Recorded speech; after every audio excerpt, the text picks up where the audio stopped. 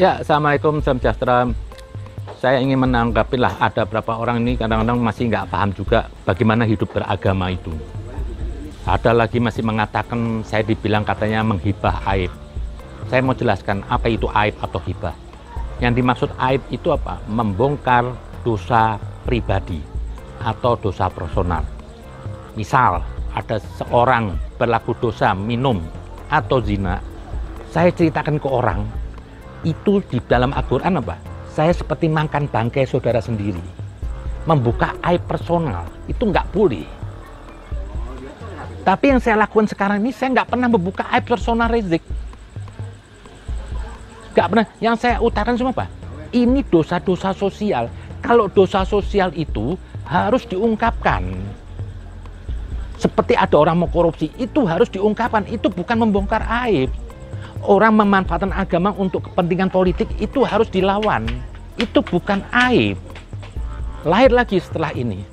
Kalau saya mengkritik seperti nanti yang tadi ada khusuat, perlawanan terhadap kezaliman itu, kebatilan, itu dianggap apa? Saya mengurangi kadar puasa saya. Justru kadar puasa orang itu apa? Yang tertinggi apa?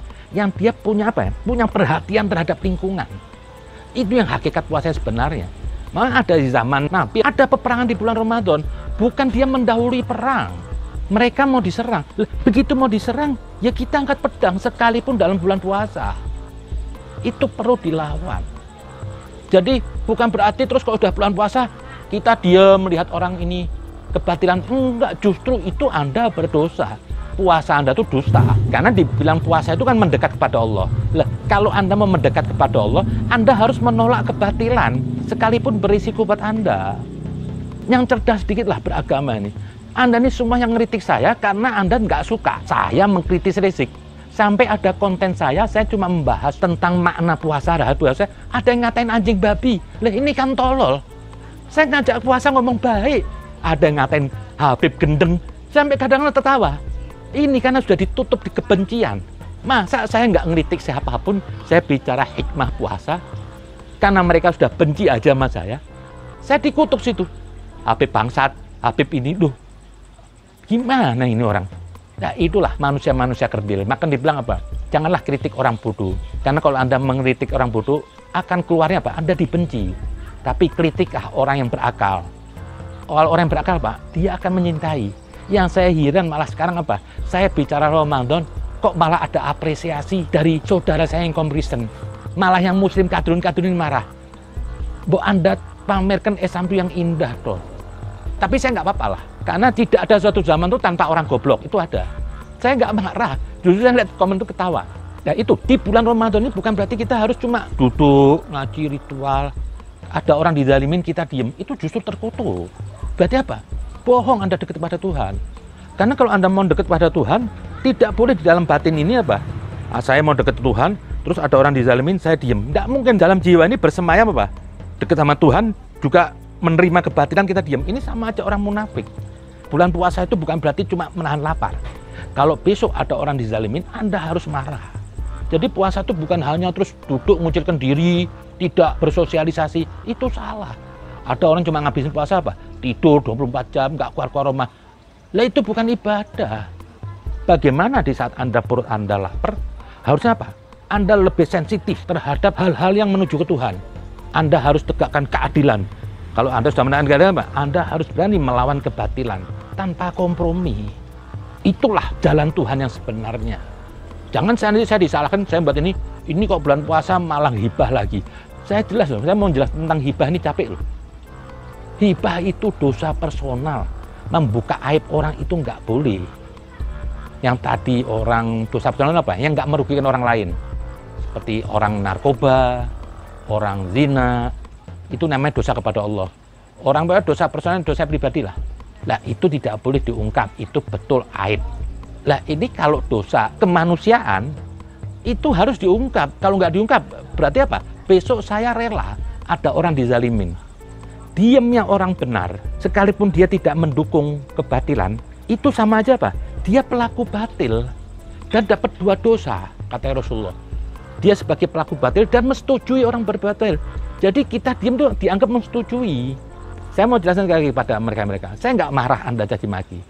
Cuma kadang-kadang meningkat sedikitlah derajat Anda tuh jadi orang. Jangan karena kebencian Anda menolak omongan. Mau ambil kata Nabi, ambillah hikmah sekalipun dari orang munafik. Kalau emang itu kebenaran, ambillah. Ada lagi nasihat, ambillah nasihat dari orang yang nggak melakukan. Misalkan begini, ada seorang pemabuk, seorang penjudi, menasihatin Anda, adik, saudara jangan mabuk, jangan judi ya. Ambil itu hikmah. Kenapa? Itu nasihat buat Anda. Sekalipun dia pelaku, peminum, dan pezina. Jadi tidak usah terus, alah lu pakai nasihatin gue, lu aja masih pezina dan ini lu. Jangan dimarahin. Itu kan nasihat baik. Dia nggak kepingin Anda itu terjerumus seperti dia. Nasihat orang yang tulus apa? Orang yang suka berlaku salah, maksiat, tapi melarang Anda bermaksiat. Ini nasihatnya orang-orang yang murni. Dia jatuh buruk, tapi dia nggak kepingin orang buruk. Kalau nasihatnya orang-orang baik itu belum teruji. Jangan berlaku zina, jangan main judi, jangan narkoba. Dia belum jalanin, ngomongnya enak aja. Kan umumnya, biasanya kalau orang sudah terjerumus ke dalam kejahatan, akan mengajak orang. Tapi kalau ada orang sudah terjerumus jalan, seorang narkoba atau seorang pezina atau apa, terus dia menasihatin saya, Zen, kamu jangan narkoba ini. Itu saya cium tangannya. Berarti tulus dari hati dia karena cinta sama saya. Yang dia sudah terjerumus rusak, dia nggak mau saya rusak. Kita ambil hikmah dari ayam. Ada keluar dari, pantat ayam itu ada dua jenis barang, ada kotoran dan ada telur. Yang telur bisa dimakan oleh siapa saja. Yang kotoran pasti orang nggak mau makan. Itu di situ kita bisa melihat apa? Kalau emang itu keluarnya untuk kebaikan buat kita terima. Sekalipun keluarnya dari pantat ayam tadi itu. Kalau emang yang kotoran, ya kita jangan terima. Jadi melihat kebaikan itu jangan melihat siapa orangnya dulu. Jangan kita menilai siapa orangnya, tapi nilailah apa yang dibicarakan. Kalau kita mau lihat siapa orang suci apa enggak ada satu orang tanpa aib. Mau siapapun, semua punya aib. Kalau andaikan Tuhan membuka aib setiap orang, enggak ada orang bisa jadi pendakwah. Karena apa? Akan dibuka semua aib ini.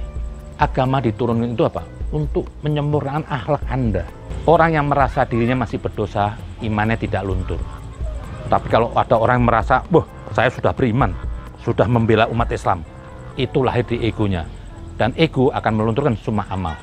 Andaikan Tuhan ini memberikan kebebasan, tidak ada lagi larangan. Kata satu orang sufi itu apa? Anda akan terkejut melihat seorang ahli ibadah, justru dia melacurkan diri. Justru pelacur itu yang beribadah. Kenapa? Si pelacur itu dia menentang Tuhan, bukan karena dia takut, dia tentang, tapi apa? Dia melacur untuk ngasih nafkah ke keluarganya. Tapi sementara orang-orang yang ahli ibadah ini, kan dia ini beribadah mungkin karena takut sama Tuhan aja. Kalau nggak beribadah dosa. Lah, ibadah orang takut ini masih dianggap ibadah rendah. Gimana saya ini beribadah, ritual, sholat, itu karena saya kecintaan kepada Tuhan. Ini bukan karena ancaman neraka. Kalau ancaman neraka itu ibadahnya budak. Kalau nggak sholat, takut nggak sholat, nanti dikaplok sama Tuhan. Itu ibadah budak rendah. Ada lagi ibadah yang pedagang. Saya mau puasa, saya mau ini, nanti saya dapat pahala. Ini dagang sama Tuhan. Padahal semua ajaran itu untuk manusia. Tapi Tuhan masih kasih pahala. Jadi jangan suka melihat orang itu dari perilaku buruknya. Ambillah hikmah dari mulutnya kalau baik. Nah inilah di bulan puasa ini, saya ini tetap akan berjalan. Jadi jangan terus bulan puasa cuma ngurus dirinya. Itu nggak punya nilai. Kita tidak boleh terima, kita tidak boleh kompromi terhadap ketidakadilan. Dan kita tidak boleh membenarkan orang batil. Katakan, sekalipun resiko terjadi pada diri saya, nggak masalah kok. Kalau Nabi aja harus berperang keluar darah, cucu Nabi dibantai kepalanya, harus ngeluarin darah. Masa saya belum apa-apa-apanya lah. Mungkin nggak ada seujung kukunya Rasulullah.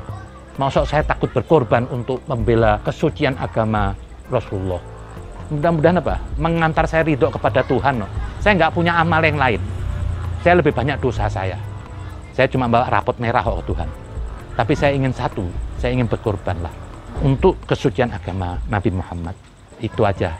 Jadi puasa ini bukan berarti kita diem. Terima kasih. Assalamualaikum.